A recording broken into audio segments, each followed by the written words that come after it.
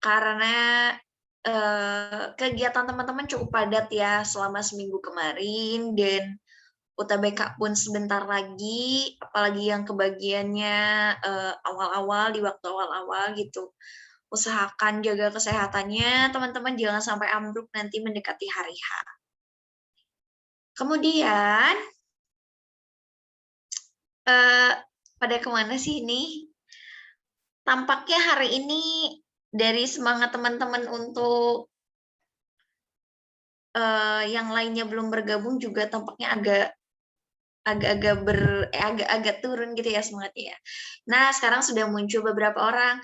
Halo Halisa, Rati, dan Kurnia. Halo, Kak. Sehat teman-teman? Sehat nggak kabarnya? Alhamdulillah sehat, Kak.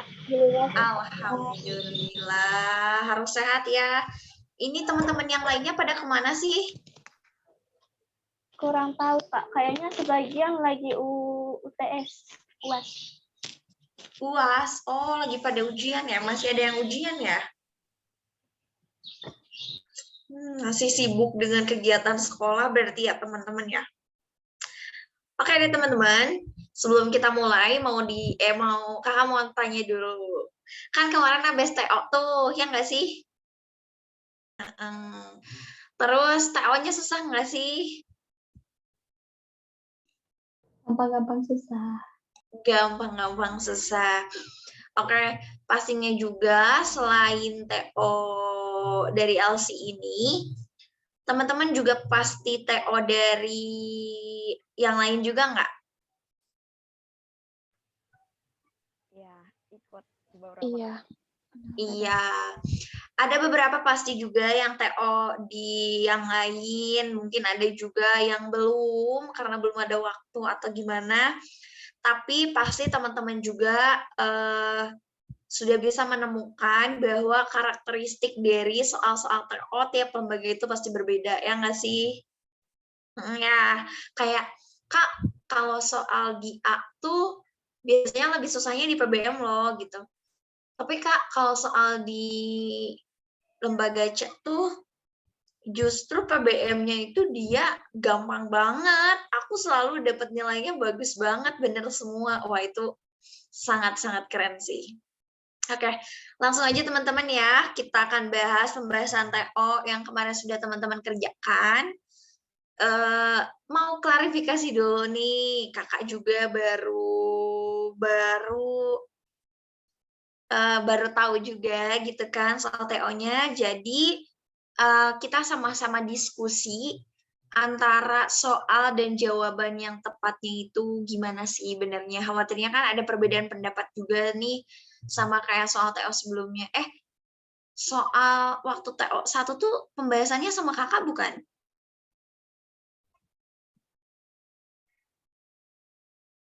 Apa lupa? Apa tidak? Iya, sama Kame di Seon, Kak. Oh, iya. Oh, iya, siap. Makasih Teh Putri. Iya, sama-sama, Kak. Oh, yang waktu di Seon ya. Oke deh teman-teman, langsung aja kali ya kita coba bahas. Sudah muncul belum share screen dari kakak? Udah, Kak. Udah ya, aman. Oke, masih ingat dong sama soal ini yang udah teman-teman kerjakan? Ya. Ingat pastinya. Oke teman-teman, langsung saja kita mulai pembahasannya. Aduh, suara ini. Oke teman-teman, langsung aja kita mulai pembahasan soal TO2, paket TO2 gitu. Gimana ya? Iya. TO paket 2 gitu ya. Terus kita PBM dulu seperti biasa, baru nanti kalau masih ada waktu mungkin bisa kita bahas semuanya sampai PPU. Kalaupun tidak, nanti teman-teman boleh diskusi aja sama kakak, oke? Yuk kita mulai pembahasannya. Mau berurutan atau mau Kak, yang penting-pentingnya aja deh, kayak yang dirasa susah aja deh, mau yang gimana sistemnya? Urutan aja, Kak. Semuanya aja. Oke, berurutan ya teman-teman. Baiklah kalau seperti itu, kita mulai pembahasannya dari soal nomor 1. Tentunya kan sebelumnya teman-teman udah belajar materi topik menentukan judul, ya nggak? Apa yang teman-teman dapat dari secara keseluruhan pembelajaran tersebut? Ya, gimana? Gimana teman-teman? Kalau topik tuh yang tiap paragraf ada omongannya. Maksudnya, pokoknya yang diomongin tiap paragraf tuh ada. Maksudnya gimana ya? Ya itu tuh kata-katanya gitu. Kalimat-kalimatnya tuh kayak ya udah itu. Menurut saya gitu. Oke.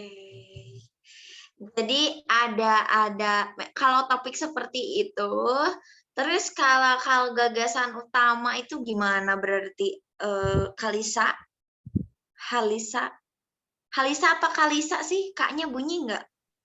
Bunyi nggak apa-apa, nggak bunyi nggak apa-apa. Loh, ini harus diperjelas loh. Kamu maunya dia bunyi atau enggak?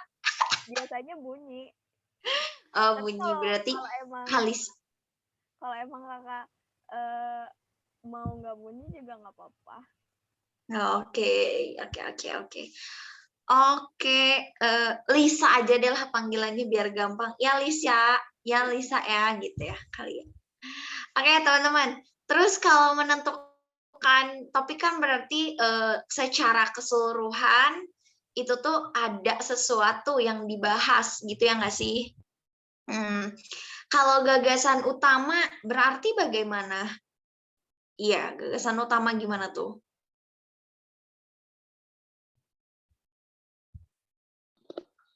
Biasanya yang ada di depan bukan? Biasanya ada yang di depan. Apakah memang selalu ada di depan, Desti? Enggak, kan ada deduktif-induktif juga kan? Oke, betul. Sip. Sip, mantap Desti. Berarti kalau seperti itu, pertanyaan nomor 1 itu perihal topik bacaan di atas, itu jawabannya yang mana? Yang B, Kak. Berhasilnya pengkloningan kucing yang telah meninggal. Kenapa jawab yang B? Alasannya? Karena banyak dibahas di situ, di paragraf yang pertama sama kedua juga ada. Oke. Paragraf pertama pastinya dia udah jelas-jelas mulai menyebutkan yang namanya cloning gitu kali ya teman-teman ya. Ya nggak sih? Di sini mulai muncul kata cloning. Dan di paragraf selanjutnya pun kata cloning itu dibahas lagi gitu loh. Jadi biasanya topik itu adalah ada beberapa kata yang sering diulang dan itu sebagai penanda paragraf tersebut atau teks tersebut itu membahas tentang kata yang sering diulang tersebut. Gitu kan. Tapi dalam artian kata yang sering diulang itu bukan kata seperti kata yang, ini, itu, terus bisa dapat, tetapi ada suatu kata yang khusus diperuntukkan dalam teks tersebut itu untuk dibahas. Dan tadi jawaban dari siapa tadi yang jawab? Rati ya? Ya, jawaban dari Rati itu benar karena apa? Mana ya kursornya kenapa menghilang Anda? Nah, karena kalau kita memilih yang opsi A itu hanya akan mewakili opsi itu hanya akan mewakili paragraf 1 aja. Gitu kan? Ya enggak? Bukan paragraf 1 justru. Dia hanya mewakili kalimat 1 yang ini nih gitu. Dan ke bawahnya kan itu merupakan apa ya? Alternatif atau solusi dari atas kehilangan si kucing yang bernama Garlic ini. Gitu ya, teman-teman ya. Oke, kalau seperti itu, kira-kira untuk nomor 2 akan letak ide pokok. Ini kita tandai dulu. Berdasarkan letak ide pokok paragraf 1 tergolong sebagai paragraf apa sih teman-teman jenisnya? Deduktif ya, Kak? Ya, betul, deduktif. Kenapa deduktif? Ide pokoknya ada di awal kalimat. Di awal kalimat yang mana? Yang ini. Coba dilihat.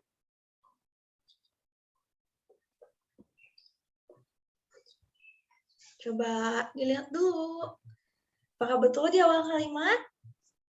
Yang mengambil keputusan untuk membuat cloning kucingnya. Bukan, Kak? Iya, betul. Iya, betul-betul itu. Nah, kan kalau kita menyebutnya di awal kalimat, nanti kita akan rancu berpatokan pada bagian yang ini nih, teman-teman. Hancur hati Wang Yu. Nah, khawatirnya kalian akan berpatokan pada bagian ini. Padahal, paragraf deduktif itu tidak selalu berada pada kalimat satu, gitu. Tetapi dia bisa saja berada pada kalimat 2 ataupun kalimat 3. Misalnya nih, dalam satu paragraf itu, dia memiliki 6 kalimat. 6 kalimat, kok gini ya? Memiliki 6 kalimat.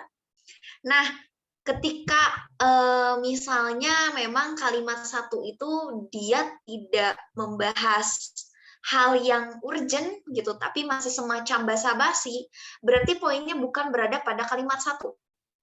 Kemudian kita boleh memperhatikan kalimat 2 dan kalimat 3. Artinya, paragraf deduktif gitu ya, ide pokoknya yang bisa kita sebutkan sebagai deduktif itu ketika dia berakhir pada kalimat 3. Tapi kalau dia sudah menyambung ke kalimat 4, 5, dan 6, apalagi 6 gitu loh ya, itu sudah masuk kategori dalam paragraf induktif. Seperti itu teman-teman ya, untuk menentukan khawatirnya itu memang kan ini nggak di kalimat 1 karena memang tidak selalu di kalimat 1 gitu ya. Aman ya sampai sini ya teman-teman. Oke, lanjut. Kata cloning sepadan dengan kata apa? Teman-teman. Pengklonaan. Emang pengklonaan tuh apa sih?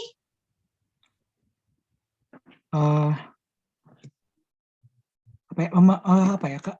Seperti Siapa ini? Kenapa tiba-tiba ada suara laki-laki? ya, sebelumnya mohon izin Kak, saya baru join karena ada kuotanya. Oke, oh ya, muncul kok wujudnya. Halo Iqbal, selamat datang di grup lalalala ya. Semoga kamu betah di sini. Ya silakan keluarkan pendapatmu gimana, Bal? Ya pengklonaan tuh sama kayak cloning, saya pernah baca Kak. Seperti apa ya? Jadi membuat sesuatu yang serupa dengan semula, tapi tidak autentik gitu Kak. Gimana ya? Oke. Jadi intinya proses membuat sesuatu hal yang hampir sama gitu kali ya teman-teman ya. Karena di sini memang yang ditanyakan, sebelumnya makasih ya Bal ya. Karena di sini sebelumnya yang ditanyakan itu memang tentang cloning, kemudian dia sepadan dengan kata apa sih? Memang di sini dibutuhkan juga untuk pengetahuan tambahan. Karena kan tadi juga Iqbal mengatakan bahwa saya pernah baca, Kak. Nah, itu juga tidak, itu merupakan suatu keberuntungan berarti teman-teman ya. Karena teman-teman tahu loh gitu loh tentang ini tuh tidak sengaja dari hal lain. Kalaupun ada yang baru membaca, ini justru akan kebingungan. Karena di sini opsinya yang disediakan ini agak wow gitu loh teman-teman ya. Misalnya nih di opsi D dan opsi E, pengklonan. Pengklona itu kan kayak loh apakah opsi A, opsi D, opsi E ini tuh hanya sebagai pengecoh gitu kan, bisa saja gitu. Dan memang jawaban yang tepat untuk nomor 3 ini adalah opsi A teman-teman ya, pengklonaan. gitu. Dan memang maknanya di KBBI juga itu tuh merupakan proses atau pembuatan mengklonakan. Iya, seperti itu. Tapi memang ini intinya kita paham juga gitu, cloning itu apa sih gitu ya. Oke, kalau seperti itu kita lanjut ke soal nomor 4, teman-teman. Menurut makna leksikalnya, kata cloning merupakan istilah apa nih? Khusus ya, Kak. Kenapa khusus? Khusus. Soalnya maknanya itu terbatas gitu. Cuman buat bidang tertentu aja. Oke, betul. Jawabannya khusus. Kalau kakak tanyakan leksikal itu apa sih, teman-teman? Leksikal itu apa?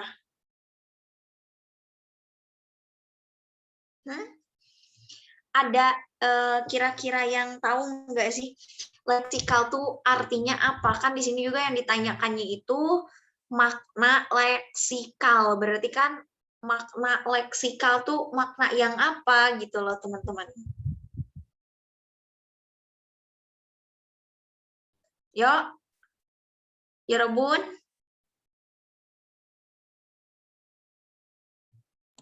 Gak tahu, Kak. Nggak Gimana? Lupa lagi. Tapi pernah sih, itu ingat, sekarang lupa. Oke, teman-teman. Nah, kalau makna leksikal itu artinya adalah makna yang memang biasanya itu berhubungan dengan kata-kata yang ada dalam kamus gitu. Jadi secara arti sebenar-benarnya di kamus gitu loh. Kalau kata leksikal ini. Dan biasanya juga digolongkan. Misalnya nih, ini juga kan yang ditanyakan, ini bagian penggolongannya kan, umum dan khusus gitu. Kemudian, selain makna leksikal juga, itu teman-teman pasti mengenal yang namanya makna gramatikal. Kalau makna gramatikal itu biasa teman-teman jumpai, misalnya nih, pada frasa atau klausa. Misalnya, klausa atau kalimat juga saya pergi ke pasar. Nah, itu yang kita sebut sebagai makna gramatikal, artinya makna antara satu kata dengan kata yang lain, yang kita bisa terima informasinya itu berupa apa.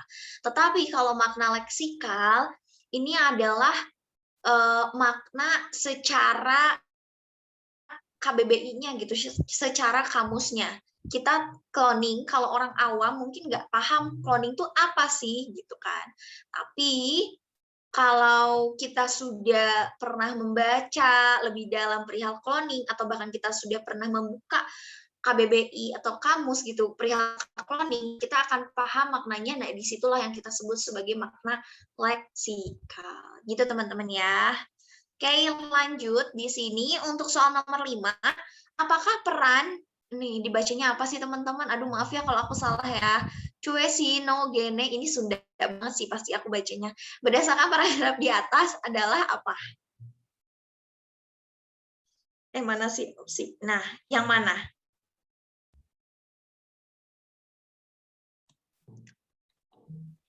Jawabannya yang mana teman-teman? Iya, betul. Yang C ini teman-teman ya. Karena sebetulnya kalau hanya sekedar perusahaan yang bergerak di bidang hewan peliharaan, tidak, karena dia lebih mengkhususkan kepada proses pengkloningan gitu teman-teman. Jadi jawaban yang tepat adalah C. Kemudian untuk nomor 5, 6 ini sebetulnya dia ada di teks.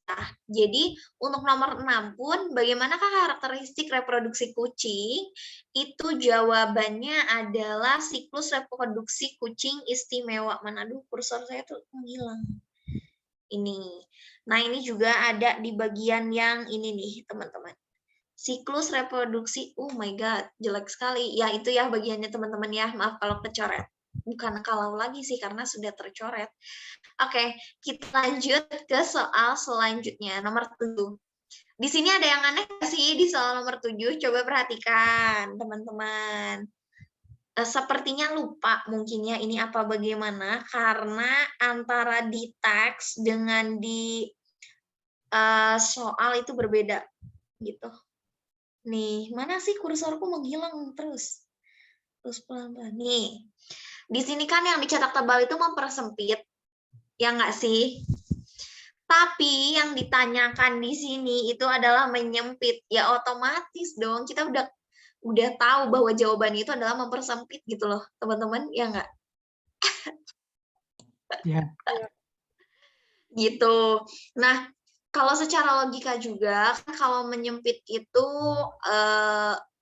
menyempit itu dalam keadaan yang sadar atau nggak sadar sih sebenarnya teman-teman? Kalau kita maknai kata menyempit gitu. tidak sadar seperti Aku apakah gimana ya, kalimatnya bakal gimana sih kalau menyempit? Karena memang beda ya, secara perasaan juga beda ya, menyempit dengan mempersempit. Kalau di sini kita baca otot yang tegang dan kaku tersebut otomatis menyempit itu dalam keadaan sadar kali ya teman-teman ya. Ya enggak? Iya, Sadar. Iya, betul. Nah, kalau mempersempit itu kan dalam keadaan yang menjadikan itu sempit gitu, dan itu dalam kondisi yang bukan atas si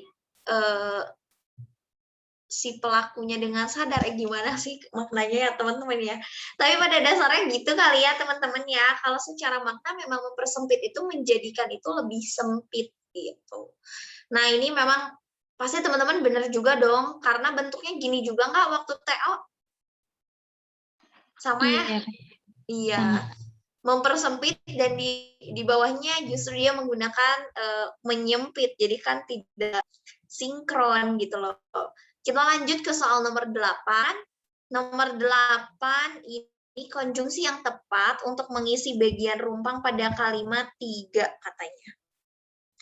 Mana coba kita lihat kalimat 3.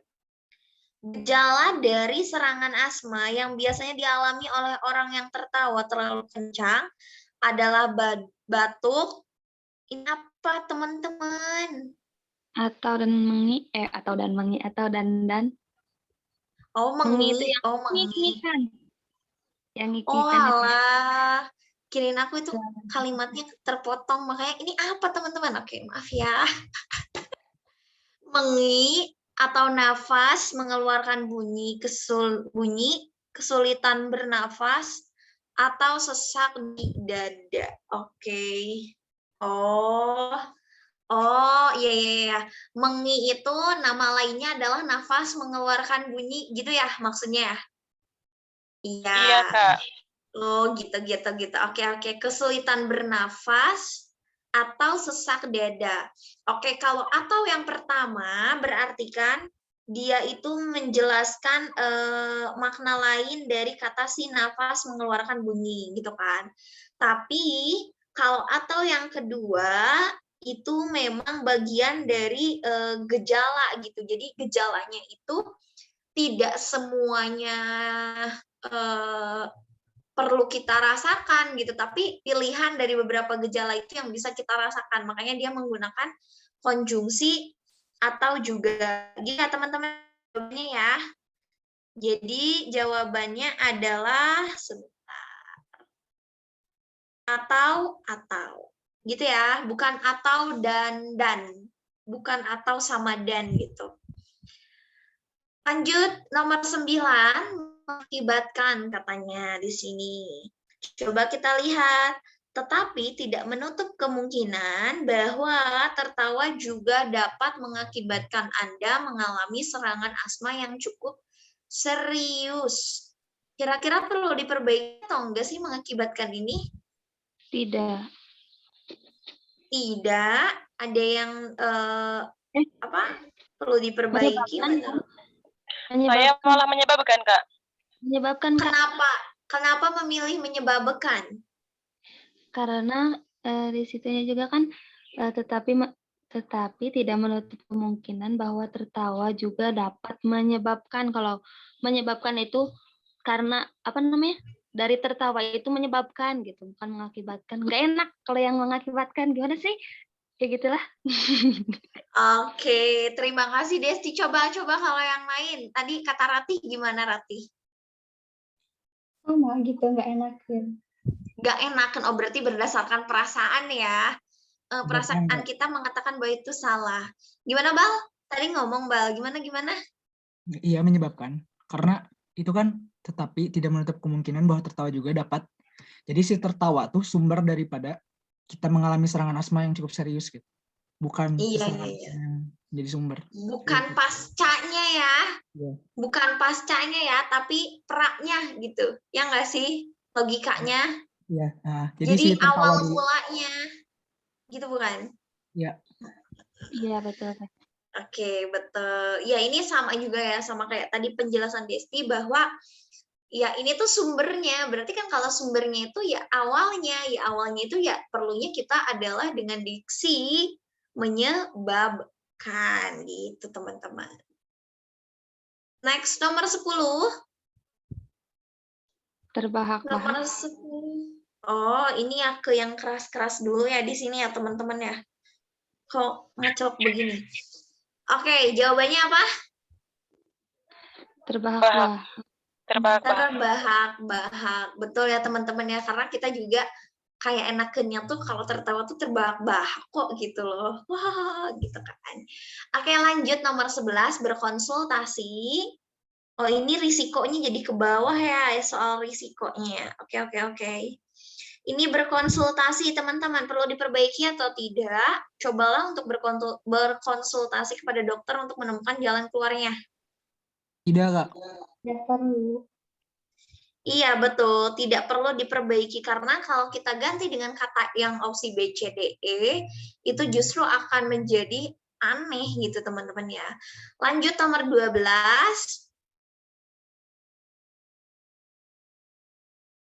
Tidak perlu diperbaiki. Resiko. Iko B.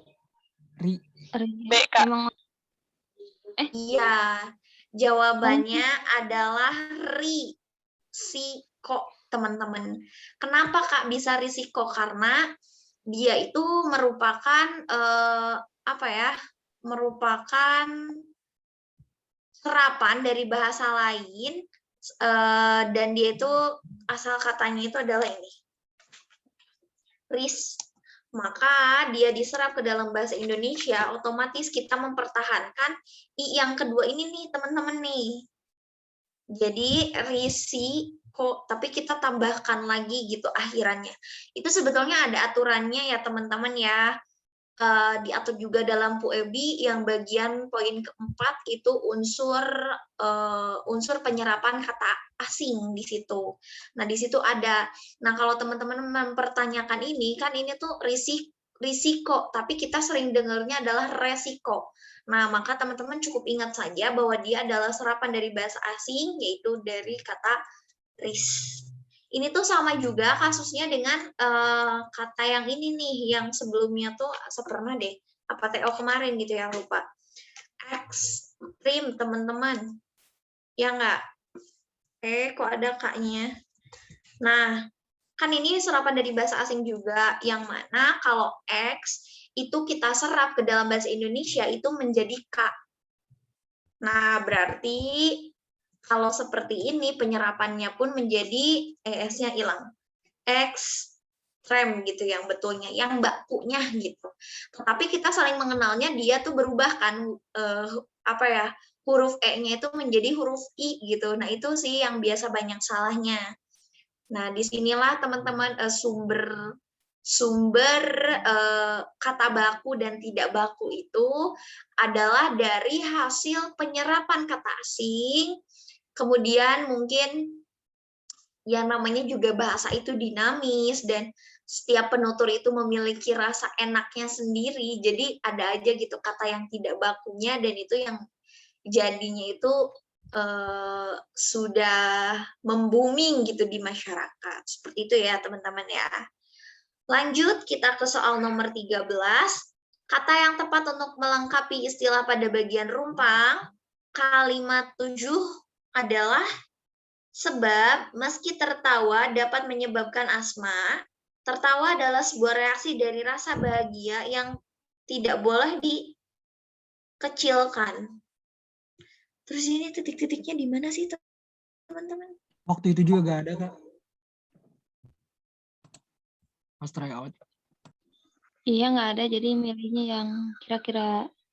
Yang kira-kira nyambung gitu milihnya ya? Iya.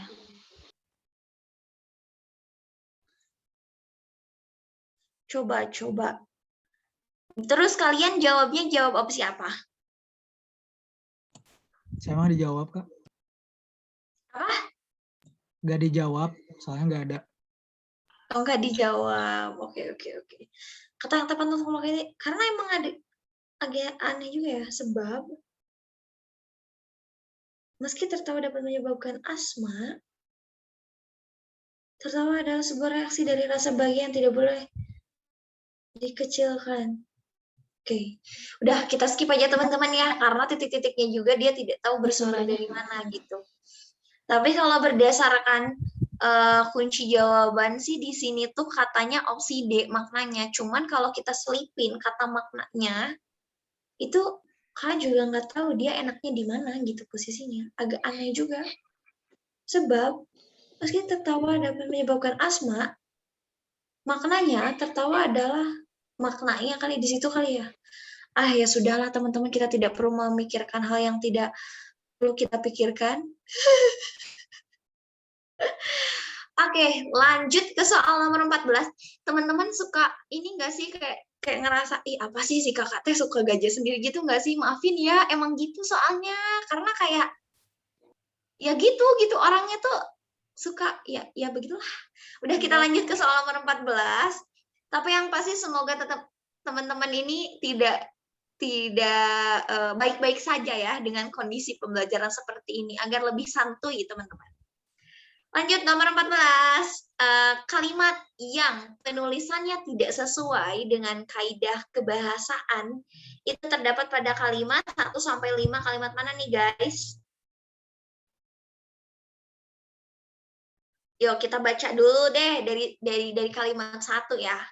Beberapa tahun terakhir, vape dibaca vape ya. Vape menjadi alternatif bagi para perokok. Untuk beberapa alasan, vape dianggap lebih menyehatkan.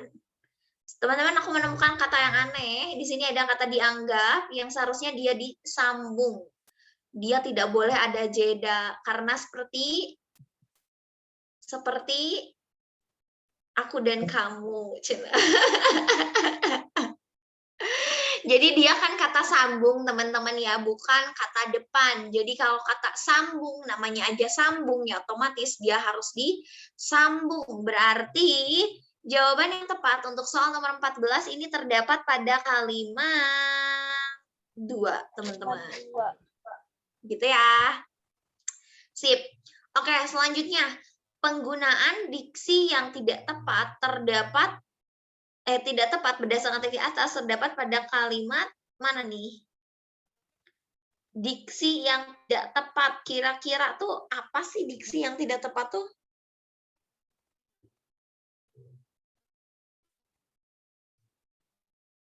Kita baca lagi ya. Kan kalimat 1 aman, kalimat 2 pun aman ya, cuman dikata dianggap. Selanjutnya, namun bukti terbaru mengungkapkan vape juga, ini aneh banget sih, di sini ada koma. Ini memang bahasa jurnalis banget teman-teman ya. Kan seharusnya kalau secara kaidah kebahasaan, apa coba kalau secara kaidah kebahasaan teman-teman? Di sini kita itu butuh kata bahwa ya secara kaidah kebahasaan, secara sintaksisnya itu gitu loh. Bukan tanda koma. Kalau hadir tanda koma untuk menjelaskan kata selanjutnya atau klausa selanjutnya, itu memang bahasa jurnalis banget. Tapi secara tata kaidah kebahasaan bahasa Indonesia itu menyalahi aturan gitu, karena artinya kan koma di situ dia justru memberikan jeda, dan fungsi tanda koma itu bukan untuk dia sebagai pemisah juga gitu kan. Nah, namun juga di sini kalau secara tata tulis harusnya kan dia hadir koma dong, ya nggak sih? Karena dia merupakan konjungsi antar kalimat. Kalau teman-teman menemukan konjungsi antar kalimat dan misalnya pertanyaannya itu mempertanyakan kekurangan tanda baca koma terdapat pada kalimat. Nah, itu otomatis harus teman-teman pilih kalau setelah konjungsi antar kalimat dia tidak ada tanda koma. Seperti itu, teman-teman. Karena kan memang hukumnya wajib ya. Namun, akan tetapi oleh karena itu koma itu wajib banget gitu. Nah, kalau kita perhatikan lagi, mengungkapkan verb juga membawa dampak buruk untuk kesehatan paru-paru di AS jumlah pasien yang terserang penyakit paru-paru. Oke, kita lihat dulu kunci jawabannya. Nomor berapa sih, teman-teman? 15. Nomor 15 itu jawabannya adalah C, katanya nih teman-teman. Katanya C. Kenapa C? Itu terdapat pada kata menunjukkan, mengungkap.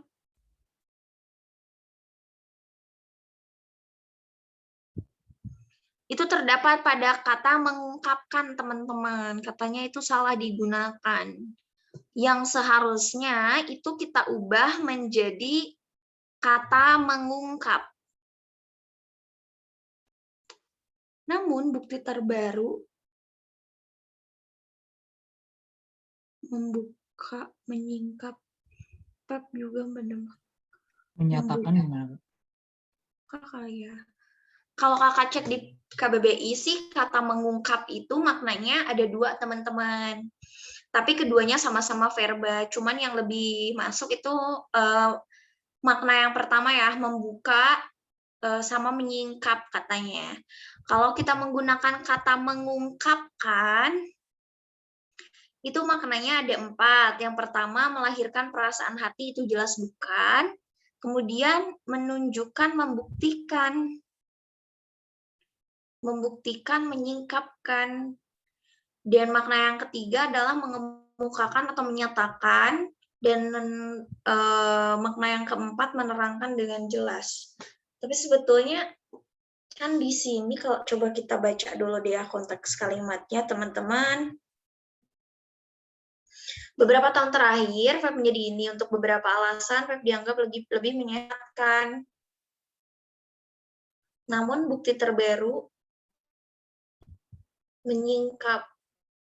Agak aneh juga sih, teman-teman ya. Oke.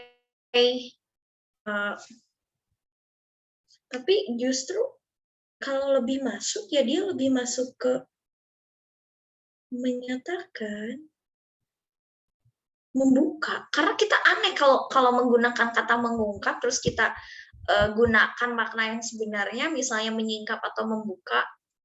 Bukti terbaru, menyingkap, membuka kali ya, karena di sininya mungkin ini ya, mungkin teman-teman kita sambung-sambungin aja lah. Di sini kan ada kata ada frasa bukti terbaru yang mana mungkin dari bukti ini tuh apa ya, terbuka sesuatu gitu loh. Makanya mungkin ya, ini mohon maaf kalau kakak salah juga, mungkin dia menggunakan frasa, mungkin dia menggunakan kata mengungkap itu karena di situnya ada frasa bukti terbaru. Jadi ibaratnya dia ingin menjelaskan bahwa ada sesuatu di dalam bukti terbaru itu gitu loh. Bukan lebih ke menyatakan ataupun mengemukakan, karena kalau seperti itu jatuhnya itu akan ke orang gitu loh yang berkata seperti itu. Bisa dipahami nggak, teman-teman? Bisa, Kak. Bisa ya. Jadi kalau mengungkapkan itu lebih ke aku mengungkapkan bahwa verb juga membawa dampak buruk, itu berterima. Tapi karena ini istilahnya lebih ke bukti terbaru, jadi lebih ke nominanya gitu ya, si bendanya, ya otomatis kita membutuhkannya diksinya itu adalah mengungkap. cakep gitu. Itu suka banget deh kalau spontan begini. Semangat teman-teman ya. Semoga tidak sesat juga penjelasan kakak. Berarti kalau seperti itu kalimat 3 teman-teman ya. Itu kalimat 3. Cek. Yuk lanjut kalimat yang tidak efektif berdasarkan teks di atas terdapat pada kalimat. Mari kita lihat apakah penjelasannya bagaimana kalimat tidak efektif terdapat pada kalimat 3, 4, 5, 6, 7. Berarti dari kalimat ini ya. Kira-kira teman-teman pilih apa sih kalimat efektif? Kakak belum tahu juga ya jawabannya ya. Kakak belum tahu. Belum lihat kunci jawaban nomor selanjutnya. Yuk, apa jawabannya? Mana kalimat yang tidak efektif? Aku selalu bersemangat kalau berhubungan dengan kalimat efektif. Ayo guys. Yang mana?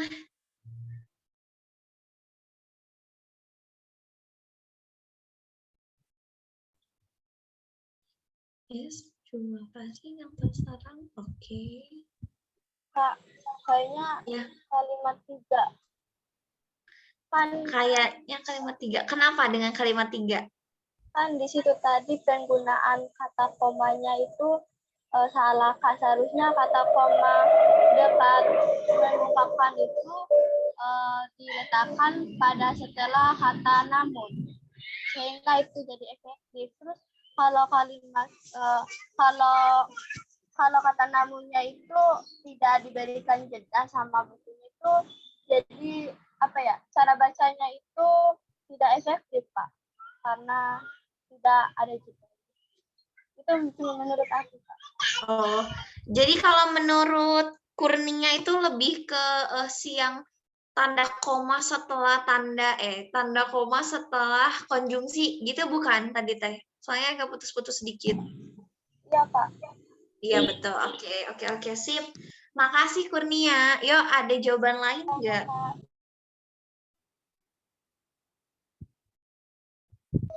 Aku yang 4. Kemarin Miss yang 4. Aku yang 4. Ada apa dengan kalimat 4? Iya, yang 4 Ada. awal, Kak. Tapi bukan Ada. 4-nya ada 2 ini. Apa? Iya, sama juga yang 4. Tapi kan ini tanda 4 tuh ada 2 kan. Nah, milihnya yang 4 awal. Ya, Oh yang iya di- bener. Allahumma sholli. Tidak fokus saya kalau itu 4-nya ada 2. Oke. 4. Siapa yang milih 4 yang pertama? 4A deh kita sebutnya. Siapa yang milih 4A? aku. Saya, Kak. Siapa saya dan aku itu? IPA. Oh, IPA dan Desti, saya dan aku. Silakan siapa yang milih 41 tuh kenapa? 4A itu kenapa? Karena kan biasanya tuh kalau untuk singkatan itu kan itu di AS tuh maksudnya Asia, Amerika Serikat kan? Iya, oke. Nah, biasanya tuh kalau singkatan itu biasanya di akhirnya titik bukan koma. Gitu sih. Oke. Terus udah gitu? IPA? Iya. Iya sih, gitu aja. Oke, sip. Makasih, Pak. Terus kalau tadi satunya lagi Desti. Desti berarti Desti gimana, Des? Itu ada di D-nya di depan. Iya, sama AS-nya juga. Pokoknya antara 2 itu. Oke. Sip. Mantap. Terus ada nggak yang jawab 4B? Ih, menarik banget ini 4A, 4B jadinya. Ada siapa yang jawab 4B? Ada nggak? Ada nggak yang jawab 4B, guys?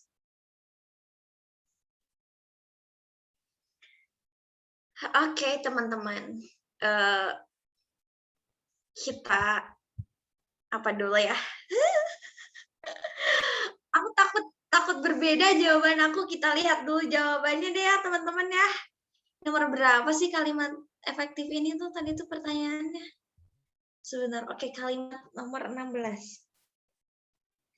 Oke. Kalau kalimat.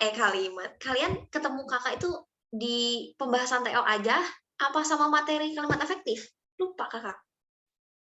Bahas materi kalimat efektif juga, Kak. Oke, mantap ya. Berarti kalau gitu nggak usah Kak, jelasin ulang gitu tentang syarat kalimat efektifnya gitu ya. Nah, teman-teman, kalau berdasarkan pandangan Kakak sih, di sini, bentar ya, coba kita lihat dulu. Tadi tuh siapa aja? 3 sampai 7. 3, 4, 5, 4B, 5, 6. Wah, banyak banget jawabannya sebetulnya teman-teman, kalimat yang tidak efektif. Ini versi Kakak ya, versi Kakak. Lagi-lagi Kakak selalu menekankan kepada teman-teman bahwa kalau pertanyaannya kalimat efektif, itu teman-teman harus memegang prinsip dari syarat kalimat efektif, gitu kan. Nah, kalau kita mengikuti dulu dari jawaban, itu jawabannya adalah kalimat 3. Tapi alasannya adalah penggunaan kata yang tidak tepat. Justru aneh sih menurut Kakak ya. Apa ya? Penggunaan kata yang tidak tepat itu kan tidak berhubungan sama sekali dengan kalimat efektif gitu loh, teman-teman ya. Kalau secara teorinya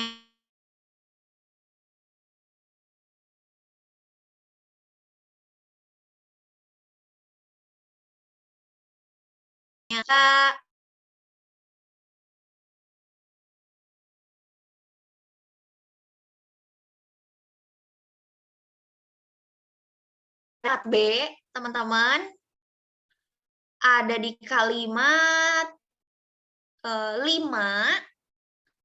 terus udah. Itu. 3, 4B, dan 5. Kenapa?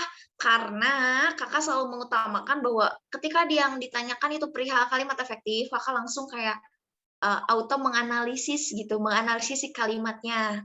Misalnya nih, kita coba-coba deh ya. Untuk kalimat 3, kesalahannya bukan atas atas koma yang berada pada konjungsi ini. Bukan itu kalau yang ditanyakan perihal kalimat efektif ya teman-teman ya. Itu mah istilahnya terserah deh gitu. Terserah deh, itu bukan urusan si kalimat efektif gitu ya. Tapi yang menjadi permasalahan adalah ini, ketiadaan kata bahwa yang digantikan oleh tanda koma di sini. Memang mungkin secara peran dari jurnalis atau menurut jurnalis itu berterima, tapi kalau secara lagi-lagi ditekannya secara kaidah kebahasaan itu tidak bisa kita terima teman-teman, karena dia tidak bisa mengubah hal itu gitu loh. Nah, seharusnya itu ada kehadiran bahwa. Kenapa? Karena kan kalau kita analisis nih teman-teman, bukti terbaru ini tuh kan menjadi subjek, ya kan? Mengungkap, taruhlah kita udah ubah kalimat katanya ini menjadi mengungkap. Mengungkap otomatis tetap menjadi predikat dong, ya nggak sih? Dan dia predikatnya adalah predikat VT ya, V transitif. Masih inget kan VT, verba transitif, yang artinya dia butuh objek. Tetapi dia dipisahkan oleh koma, berarti kan itu jadi nggak logis. Makanya dia seharusnya butuh kata bahwa agar hadir perluasan objek. Sampai sini bisa dipahami nggak pembahasan Kakak? Bisa. Bisa ya? Itu kenapa kalimat 3 menurut Kakak nggak efektif. Kita lanjut ke kalimat 4. Menarik nih, 4A ya. Tadi kata IPA dan kata Desti bahwa di sini ada konjungsi, ada preposisi di. Teman-teman, preposisi itu tidak menyalahi juga ketika dia posisinya ada di depan, asalkan dia tidak menghilangkan struktur subjek ataupun predikatnya gitu. Posisinya di sini adalah dia berkedudukan berkedudukan sebagai keterangan teman-teman ya, sebagai Kak di sini tuh dia tuh. Nah, makanya kenapa dia hadir koma. Koma di sini itu juga bukan penanda bahwa dia itu merupakan singkatan yang harus ada titik. Ingat, ada beberapa singkatan yang dia tidak butuh tanda titik, teman-teman. Misalnya SMP, SMA, apakah penulisannya dia membutuhkan tanda titik? Kan tidak, ya kan? Nah, seperti itu. Jadi, koma di situ itu bukan bagian penulisan dari singkatan, tetapi koma itu sebagai penanda pemisah struktur keterangannya gitu. Misalnya nih, kayak dalam suatu kalimat tuh teman-teman menemukan saat ini saya sedang belajar. Saat ini kan itu biasanya kita juga pakai koma tuh. Saat ini, koma, saya sedang belajar gitu. Jadi koma di situ tuh merupakan bagian untuk pemisah aja gitu loh, bahwa itu tuh keterangan gitu ya, teman-teman ya. Terus Kak, apakah di situ dia mengubah struktur predikat ataupun subjek? Tidak. Karena tadi kita sudah bahas, coba dilihat di sini dia sebagai keterangan, ya kan? Otomatis jumlah pasien jumlah pasien dia sebagai subjek. Ya. Karena di sini ada kata yang, berarti itu perluasan nih, yang seharusnya langsung ada predikat, tapi karena ada yang, berarti di sini subjeknya sepanjang jalan kenangan. Sepanjang yang terserang penyakit paru-paru, gitu. Cuma pasien yang terserang penyakit paru-paru, nah itu subjeknya, teman-teman. Lalu di sini justru kalimat 4A ini efektif, karena subjek predikatnya jelas. Nah, predikatnya ini ada pada kata melambung. Gitu, teman-teman. Bisa diikuti nggak untuk pemaparan 4A ini? Bisa. Bisa ya. Ini jelas banget berhubungan dengan dengan analisis kalimatnya, teman-teman. Lanjut, untuk kalimat 4B, ini rancu menurut kakak. Rancu dari strukturnya. Kenapa? Tadi 4B aman ya, teman-teman? Oh, enggak. 4B ini rancu juga. Kenapa? Karena di sini kan kalau kita analisis ini, biar pusing deh, kita ubah dulu. Hal ini kan sebagai subjek, ada itu predikat, kaitannya dia menjadi subjek lagi, teman-teman. Jadi di sini ada 2 S. Nah, makanya dia rancu karena predikatnya ditempati oleh kata ada. Gitu. Jadi pasti setelahnya itu subjek lagi. Maka di sini ada 2 subjek. Kemudian kalau kita analisis lagi kalimat 5, dilansir Life Science Jumat pusat pengendalian dan pencegahan ini, nah kan pusat pengendalian ini sampai CDC itu kan subjek, ya kan? Ya dong. Terus mengumumkan ini jelas predikat, ya kan? Tapi ada kata adanya lagi. Ini kalau kalian masih ingat di soal kalimat efektif yang praktes tuh, kalimat soal nomor 1 yang dia itu butuh konjugan, yaitu ada kata bahwa. Nah, ini berarti kasusnya sama kayak kalimat 5 ini, juga sama kasusnya dengan kalimat 3 yang ini nih, dia butuh kata bahwa atau konjungsi bahwa. Karena kalau seperti ini kan posisinya mengumumkan dia sebagai predikat, kata adanya juga sebagai predikat, berarti dia punya 2 predikat, otomatis dia tidak efektif, teman-teman, gitu ya. Lanjut lagi, kalau kita analisis lagi kalimat 6, hal itu sebagai subjek lebih dari 2 kali lipat jumlah kasus yang diselidiki. Bagaimana hal itu lebih dari 2 kali lipat jumlah kasus yang diselidiki? Berarti dia sebagai predikatnya, teman-teman. Tapi agak aneh juga sih sebenarnya. Tapi berarti dia, karena dia bisa menjawab bagaimana hal itu lebih dari 2 kali lipat, jadi lebih ke jumlahnya gitu, berarti itu predikatnya. Nah, berarti kalimat 6 ini efektif. Terus kalau kita analisis juga kalimat 7, kininya juga meskipun dia tidak ada koma, selagi dia tidak membuat kalimat itu rancu, teman-teman, berarti kan ini keterangan. Ya, harga verb, dia sebagai subjek, kemudian sudah turun, dia menjadi predikat. Tuh, gitu teman-teman.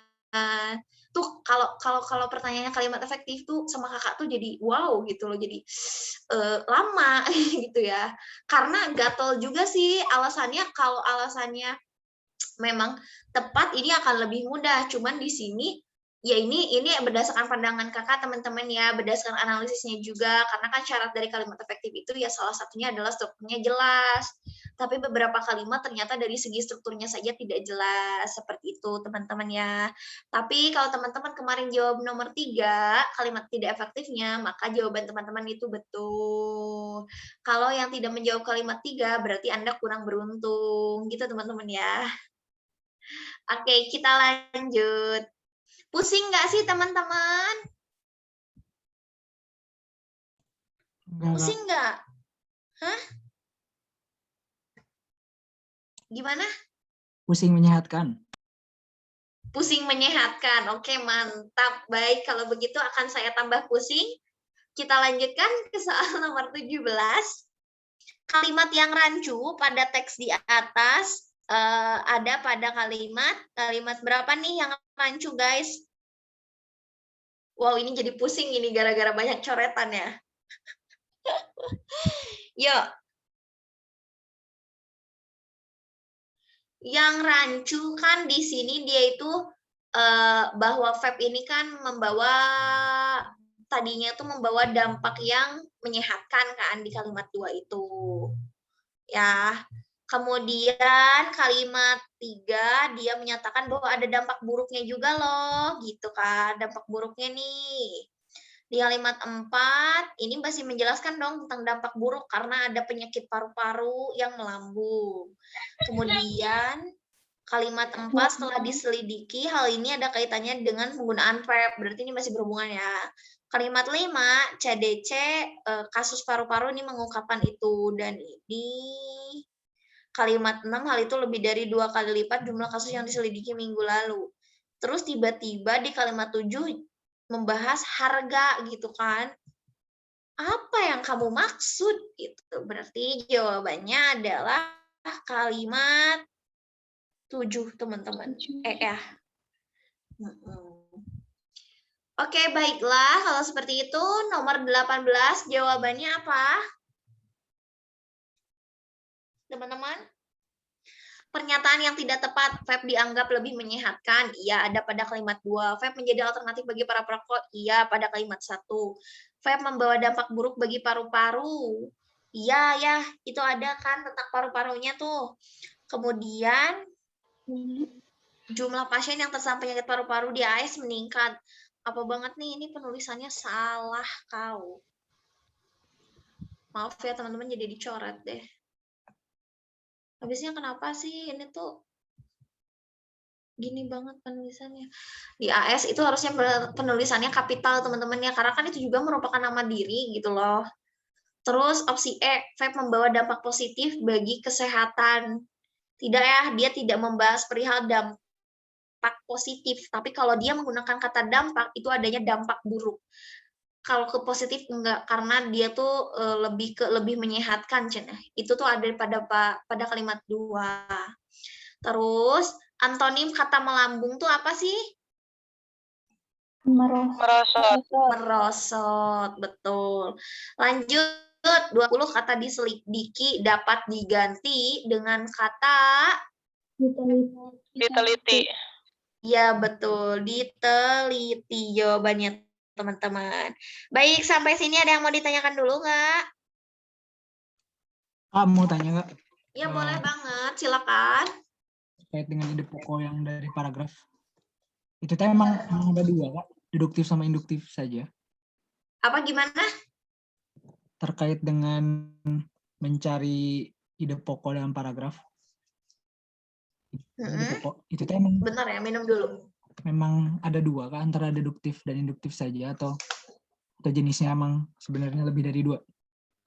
Ada lebih dari dua. Mau tahu Kak? Deduktif, induktif, campuran, dan naratif. Kalau deduktif, induktif itu teman-teman udah paham banget dong, gitu ya. Udah jelas, udah sering banget dengar. Terus ada campuran, itu ada juga yang di awal kalimat, berarti kan dia mengandung deduktif nih. Dia memuat ide pokok itu di awal kalimat atau di bagian kalimat-kalimat awal. Kemudian di bagian akhir itu biasanya suka ada penegasan, jenisnya seperti itu kalau kalimat campuran. Otomatis kan kalau ada penegasan dia akan memunculkan konjungsi jadi gitu. Oleh karena itu berarti kan di situ penegasan bahwa itu tuh kalimat paragrafnya tuh induktif juga. Nah, ketika di awalnya dia sudah dimuat, kemudian di akhirnya dia ditegaskan, berarti otomatis itu merupakan jenis paragraf campuran. Terus kalau naratif itu biasanya sifatnya kan naratif ya. Artinya itu bercerita gitu. Dan itu biasanya bentuk paragrafnya itu lebih ke cerpen misalnya. Jadi ya sifatnya dia menarasikan aja gitu, bercerita gitu kalau naratif. Gitu paling. Baik Kak. Sip, makasih Bal. Ada yang mau ditanyakan lagi nggak? Enggak ditanya sih, tapi yang kalimat aktif, kalimat efektif itu loh masih pusing-pusing gitu. Oke, yang bagian mananya pusingnya Desti? Gimana? Bagian yang apanya yang pusingnya? Iya, kayak membagi yang mana yang subjek, yang mana yang predikat, yang kayak gitu, yang keterangan. Kayak Oke, gitu. teman-teman. Oke, teman-teman memang itu masih menjadi kesulitan beberapa orang tentunya ya, teman-teman. Tapi ini kakak lupa juga kakak pernah bilang atau enggak di sini. Gimana sih cara cepatnya kalian menentukan atau menganalisis kalimat? Pertama, kalau teman-teman menemukan kata keterangan tempat, keterangan waktu, kemudian dia itu udah ketemunya, udah ada preposisi, di, ke, dari, dalam, terhadap, pada, dan teman-temannya gitu ya. Kemudian juga ada konjungsi, itu udah otomatis keterangan. Ya, cara meyakinkan itu keterangan, coba teman-teman pindahin aja dia posisinya. Kalau tadinya dia tuh ada di awal kalimat nih, coba teman-teman langsung aja baca kata setelahnya dan si keterangan ini pindahin ke belakang. Kalau itu logis, berarti dia adalah keterangan. Itu satu untuk keterangan teman-teman ya. Nah, lanjut. Sekarang, gimana cara teman-teman menentukan subjek atau predikat? Yang lebih mudah itu teman-teman cek dulu predikatnya. Memang tidak semuanya predikat itu ditempati oleh verba, tapi karena memang dominannya ditempati oleh verba, jadi kita tuh lebih mudah gitu loh untuk menganalisisnya. Jangan ragu-ragu teman-teman untuk menganalisis kalimat. Langsung aja, oh kalau keterangan tadi udah ada nih ciri-cirinya, udah kita langsung hilangkan dia. Jangan hirauin lagi gitu kalau kita udah nemu. Terus kalau menemukan predikat tuh gimana? Biasanya pertama, dia menggunakan imbuhan. Imbuhannya yang sering digunakan adalah me, ber, ter, di. Itu pasti banyak banget teman-teman menemukan kata itu dan itu otomatis menjadi keterangan. Keterangan menjadi predikat. Tapi hati-hati, di depannya itu ada sesuatu yang nempel nggak sih? Misalnya ada kata yang. Ya kalau ada kata yang sebelum verba yang teman-teman curigai sebagai predikat, berarti itu patut teman-teman curigai lagi bahwa dia besar kemungkinan tidak menjadi predikat karena sudah didahului kata yang. Bisa diikuti nggak sampai situ? Bisa teh kalau yang Bisa ya. Nah, cara meyakinkannya lagi, kakak waktu itu tuh udah bilang juga sih, tapi nggak tahu juga ya, khawatirnya lupa. Gunakan pertanyaan teman-teman. Kalau subjek itu siapa atau apa yang predikat? Masih ingat? Gitu. Kemudian kalau mempertanyakan predikat, bagaimana subjek? Kenapa kata subjek dan predikatnya di sini di dalam kurung? Maksudnya dalam artian teman-teman tuh itu harus mengisi dengan yang teman-teman curigai sebagai subjek ataupun sebagai predikat. Kayak tadi nih, kakak tuh agak ragu juga. Misalnya, dengan hal itu lebih dari 2 kali lipat jumlah kasus yang diselidiki minggu lalu. Di sini kan kalau kita gunakan pertanyaan, misalnya mempertanyakan subjeknya, siapa yang apa yang lebih dari 2 kali lipat jumlah kasus yang diselidiki? Jawabannya hal itu. Berterima nggak sih teman-teman kalau seperti itu? Iya, itu berterima. Ternyata dia bisa menjawab loh gitu. Jadi di situ berarti dia sebagai subjek hal itu tuh gitu. Terus tadi kakak juga pakai pertanyaan juga, nggak tahu sama teman-teman kedengeran atau enggak. Bagaimana hal itu lebih dari 2 kali lipat jumlah kasus yang diselidiki minggu lalu? Oh, berterima, berarti dia menjadi predikat. Gitu teman-teman. Kalau lagi misalnya nih mau pakai kalimat yang di sini. Yang ini deh, kalimat 4A ya. Kan di AS ini sebagai keterangan kan.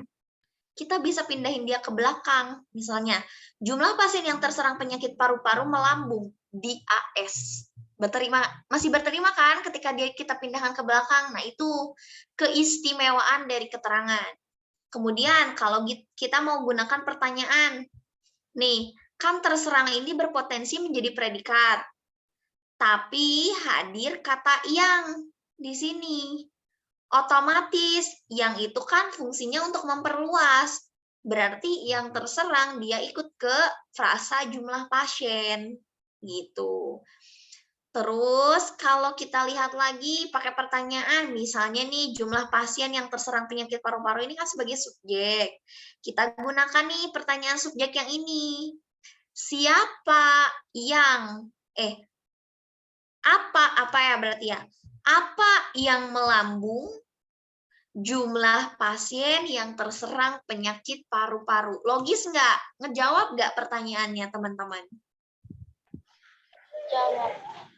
Iya, menjawab. Sama halnya kalau kita gunakan pertanyaan ini juga. Bagaimana subjek, bagaimana jumlah pasien yang terserang penyakit paru-paru melambung gitu jawabannya. Berarti di sini betul dia berpotensinya menjadi predikat. Gitu teman-teman. Gimana, masih pusing nggak? Atau sedikit ada wah titik cerah gitu seperti mendapatkan cahaya ilahi atau apa gitu teman-teman? Atau masih, Kak, aku masih berada dalam kegelapan, apa gimana? Cukup paham. Gimana paham ya? Pokoknya kakak doain banget semoga teman-teman tuh benar-benar paham gitu. Kakak pengen banget teman-teman tuh, wah oke banget lah kalau pertanyaan kalimat efektif tuh. Gitu. Oke, ada pertanyaan lagi nggak teman-teman?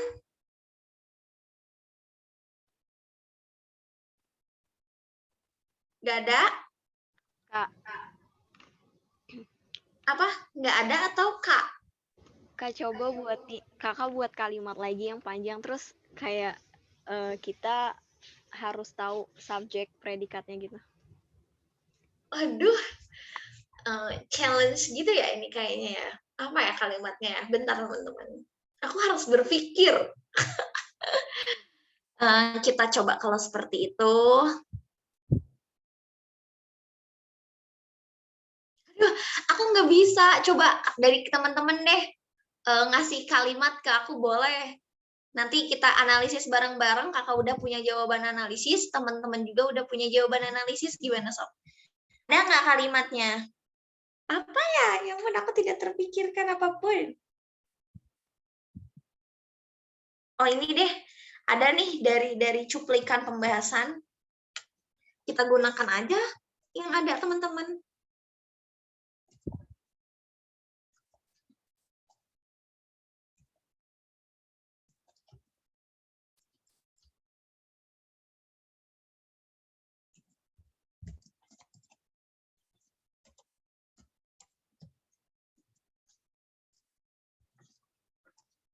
Ini teman-teman, ada nggak? Kelihatan kan?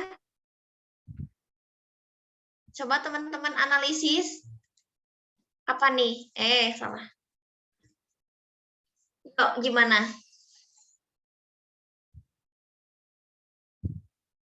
Adalah predikat. Oke, betul. Terus. Jangan ini deh. Terus? Pernyataan yang tidak tepat itu subjek bukan sih, Kak? Iya, betul banget. Ya ampun, ini jelek banget lagi nulis P-nya. Kayak orang ini, penyok. Ya, betul. Terus setelahnya apa dong? Ya Allah, ini nggak ada yang bener. Aku kayak grogi. Lagi kesehatan. Gimana? Gimana? Setelahnya keterangan Mana keterangan? dari Kesehatan. vape. Ayo, bagi kesehatan keterangan. Coba kalau seperti itu, posisinya bagi kesehatan, pernyataan yang tidak tepat adalah vape membawa dampak positif. Aneh nggak sih? Aneh kan, teman-teman? Jadi gimana? Dari vape bukankah keterangannya? Oke, dari vape. Apakah itu keterangan? Betul. Masih ingat kopula? Coba dibuka lagi catatannya tentang kopula. Adalah itu kan kopula kan? Makanya tadi Iqbal langsung auto predikat, ya nggak sih? Iya. Iya. Berarti kalau seperti itu, tandanya dari vape sampai kesehatan, dia apa dong? Lengkap. Apa? Iya, betul. Pelengkap, guys. Jangan lupakan kopula. Keberadaan kopula, dia menghubungkan apa? Subjek dengan pelengkap. Gitu. Aman ya? Mau lagi nggak? Atau cukup?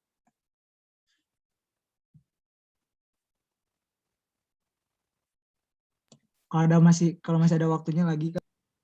Oke, kita sampai pukul berapa sih? 10.15. Di jadwal 10.15. Di akhir aja, kalau ada waktu kosong. Kan ada. Sampai 9. Kan jadwalnya baru. Terus tulisannya jam 10.15. Begitu. Cuma yang tupel 10.15 lah. Iya, salah lihat kali. Hey. 9.45 teman-teman. Itu mah kelas yang TOEFL yang di atas mah. Kalau 10.15 itu tuh teman-teman tuh udah mulai ke sesi 2. Itu teman-teman mulai sesi 2 10.15. Kalau sekarang teman-teman sampai 9.45, dari 8.15 sampai 9.45. Gitu ya. Oke, berarti kita masih punya waktu. Kalau gitu, kita coba ambil lagi satu kalimat ya, teman-teman. Saya ada kalimat, Kak. Apa? Saya ada kalimat. Oh, boleh. Apa? Yuk, kita tulis dulu. Ih, rame kali. Oh, gimana? Katanya gini, dalam kasus ini, seperti di dalam kasus-kasus lain lagi. Sebentar, atuh kan ini mau diketik. Dalam kasus ini, seperti di dalam kasus-kasus lain lagi. Kasus-kasus lain lagi, terus? Kita mencoba memakai satu jenis. Kita coba, buset, panjang banget. Satu jenis. Kategorisasi. Kategori apa? kategorisasi untuk menjelaskan keduanya. Kategorisasi untuk panjang banget. Menjelaskan keduanya. Udah. Oke. Kayak gini ya. Teman-teman. Yuk kita analisis. Gimana. Kayaknya ada yang tidak efektif deh Kak, yang repetitif. Kasus-kasus lain lagi. Kasus-kasus. Tapi enggak gini. Karena kan pasti dalam kasus ini, seperti di dalam kasus-kasus lain lagi, jadi ini tuh kasusnya. Terus dia tuh menjelaskan contohnya seperti di kasus-kasus lain, gitu. Seperti di kasus-kasus yang lain lagi, gitu. Kita coba memakai satu jenis kategorisasi untuk menjelaskan keduanya. Yuk, gimana analisisnya? Silakan dicermati. Kakak udah dapat jawabannya? Dalam kasus ini subjek. Hei, masa subjek? Oh, tadi ada iya. Penghubung. Konjungsi. Mana konjungsi? Mana yang kamu maksud, Bal? Dalam Ayo kasus pelan-pelan. Kakak tuh selalu bilang, kalau kakak bilang preposisi, kakak tuh selalu memberikan beberapa contoh. Dengerin ya, contoh-contohnya yang sering kakak sebut. Dari, dalam, pada, terhadap. Keterangan. Iya, betul. Keterangan, guys. Dalam kasus ini, itu keterangan. Lanjut. Terus, karena ada kata dalam nih. Kakak nggak tahu ya, Bal ya, penulisannya itu dia seperti apa. Tapi kalau yang kakak pahami, sebelum kata seperti itu butuh tanda koma ya. Kemudian karena dia intinya menjelaskan kata atau frasa sebelumnya gitu kan. Jadi contoh dari kasus ini, jadi dia diapit oleh tanda koma tuh. Jadi di sini kakak pakai tanda koma lagi. Setelah kata lagi itu gitu. Otomatis kalau seperti ini masih bagian dari keterangan teman-teman. Si seperti itu tuh gitu. Gitu ya. Nih, aman nih. Yuk, sekarang kita analisis kesananya gimana? Siapa yang mau menganalisis? Yuk, atau langsung aja lah per orang tebak gimana sesuka hatinya, sob. Boleh. Teman-teman. kita subjek kan, Kak? Yap, betul. Kita sebagai subjek, terus?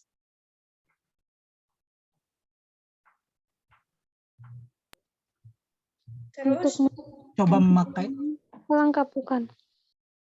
Coba memakai. Gimana? Siapa tiba-tiba pelengkap tuh yang mana? Lanjut. Iqbal tadi mau ngomong. Gimana? Kita udah subjek tuh.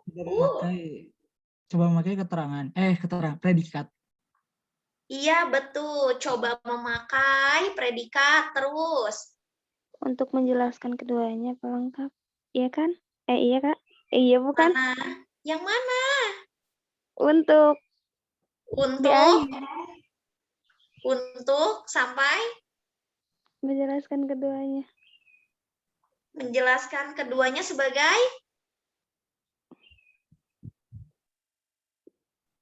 keterangan. Sebagai apa?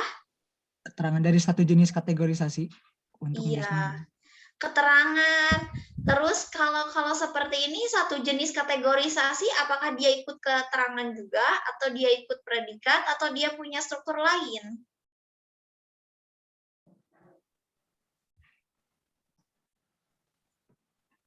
Ikut predikat. Ikut predikat? Oh, ikut keterangan berarti, Kak. Soalnya kalau Ayo, iseng-iseng berhadiah, ayo, silahkan teman-teman. Objek. Yang bisa menjawab akan dapat ilham. Bukan. Objek bukan, Kak? Siapa? Apa? Objek.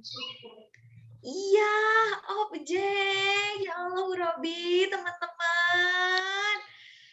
Coba. Lihat nih. Lihat. Gini deh, kita Tadi coba ada apa pakai objeknya yang itu? hitam. Kenapa bisa objek? Coba perhatikan, di sini ada kata memakai. Dia itu kan merupakan vite, teman-teman, verba transitif. Artinya kan dia bisa difasifkan kan, menjadi dipakai. Satu jenis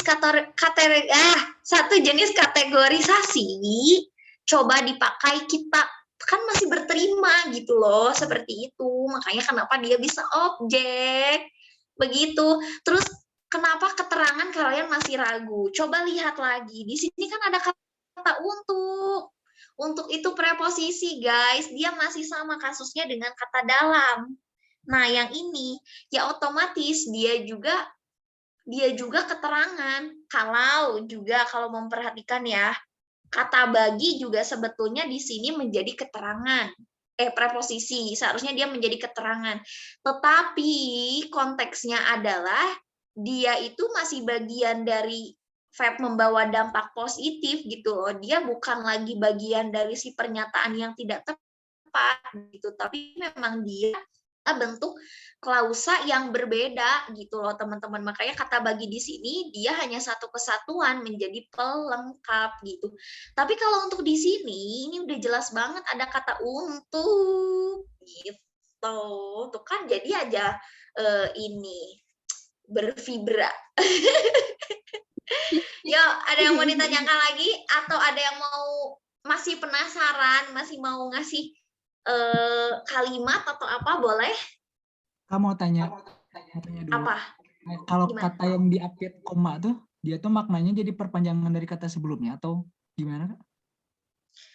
Iya, bisa jadi kita anggapnya dia adalah bagian dari kata sebelumnya, atau bahkan kita tidak menganggap apapun, atau dia hanya sebagai keterangan tambahan aja gitu dari struktur sebelumnya. Yang intinya dia masih satu bagian aja sama yang sebelumnya. Atau kan kayak itu tuh menjelaskan atau memberikan keterangan lebih dalam lagi perihal yang dimaksud pada struktur sebelumnya gitu, Bal. Bisa diikuti ya. Kayak misalnya nih, seperti ini bentuknya.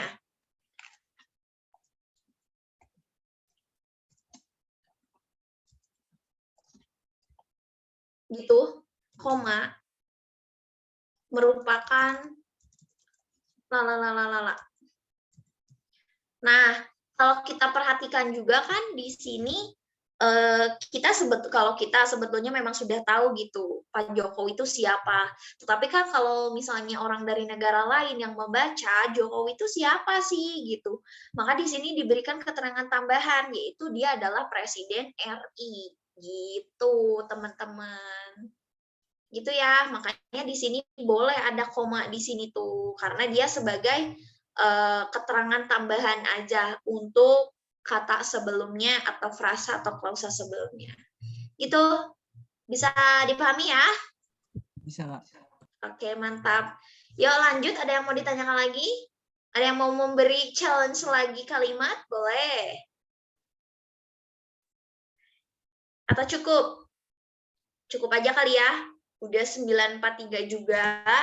Teman-teman, kita siap-siap aja untuk penutupan, biar teman-teman juga bisa siap-siap untuk sedikit meregangkan badannya, atau mungkin ada yang masih belum sarapan, atau mungkin ada yang kehausan untuk minum, boleh banget. Baiklah teman-teman, apakah pembelajaran hari ini menyenangkan teman-teman, atau justru makin membuat teman-teman pagi-pagi udah pusing? Wow, semoga teman-teman tidak bohong karena ini di depan kakak ya.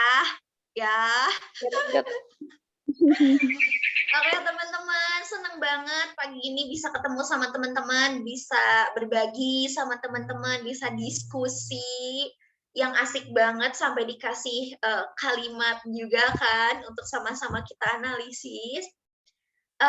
Pembelajaran kali ini tampaknya dicukupkan sekian. Teman-teman tetap jaga kesehatan, jangan lupa juga istirahat, minum air putih yang banyak, rilekskan diri, hati, dan pikiran. Terus, apa lagi ya? Udah ya. Maaf sekali atas segala kekurangannya untuk pembelajaran kita kali ini. Semoga juga teman-teman kalau ketemu lagi sama kakak tidak bosan dan tetap menyambut dengan hangat. Yeay! Gitu loh. Oke deh teman-teman, kakak kembalikan kepada Teh Putri. Sekian dari kakak. Wassalamualaikum warahmatullahi wabarakatuh. Dadah. Waalaikumsalam warahmatullahi wabarakatuh. Waalaikumsalam warahmatullahi wabarakatuh. Terima kasih, Kak. Terima kasih Kak Mei. Seru sekali ya Next sekali lagi. teman-teman. Terima kasih. Terima kasih banyak Kak Mei atas pembelajarannya. Semoga pembelajaran kali ini bisa diterima semuanya oleh teman-teman ya, teman-teman. Amin. Karena waktu udah menunjukkan 9.45 juga, mari kita akhiri pembelajaran hari ini dengan bacaan hamdalah alhamdulillahirabbil alamin. Untuk teman-teman mungkin karena sebentar lagi akan pembelajaran sesi kedua, alangkah baiknya jangan meninggalkan room ini ya teman-teman. Tapi untuk kami mungkin akan ada sesi lain, boleh meninggalkan room ini kami. Oke, makasih Teh Putri dan makasih juga teman-teman. See you, semangat ya. Kami. Iya, Kak. Makasih, Kak. Teman-teman stay di sini ya. Sok diituin aja dulu itunya. Di off dulu camnya.